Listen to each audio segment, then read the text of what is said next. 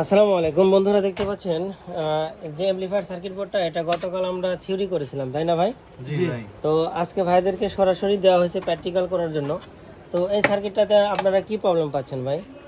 সার্কিটটায় আপনার সমস্যা পাইছি, লাইন ভোল্টেজ দেওয়ার পরে হাই ভোল্টেজটা এক সাইডে মানে পজিটিভ সাইডে ডাইরেক্ট হয়ে আছে। আচ্ছা, এটা একটু আমাদেরকে ম্যাপে দেখান যে স্টেপার সেকশনে কিভাবে ভোল্টেজটা হাই হচ্ছে ভালো হচ্ছে, একটু দেখেন। এখানে স্টেপার সেকশনে আপনার ভোল্টেজ নেগেটিভ ভোল্টেজ এখানে আছে 49। আচ্ছা, এটা হচ্ছে লো ভোল্টেজ লো আসলে ভোল্টেজ নেগেটিভ আছে, সাইড, হাই ভোল্টেজ ঠিক আছে, কিন্তু হাই ভোল্টেজ এখানে আপনার এখানে ভোল্টেজ আছে আপনার 98.8। আচ্ছা, প্রায় এখানে 100। হ্যাঁ 100 কাছে। তো অথচ এখানে কত থাকা কত ছিল? 49 কি 50 এরকম। দোনো সাইডে লো ভোল্টেজটা থাকার কথা। জি, তাহলে আমাদের কোন সেকশনটা দেখতে হবে? স্টেপার সেকশনে পজিটিভ সাইড সমস্যা আছে। আচ্ছা, ঠিক আছে, তাহলে এটা আপনারা দেখেন এবং কমপ্লিট করার পরে আমাদেরকে বলবেন কি সমস্যা ছিল। জি ভাই।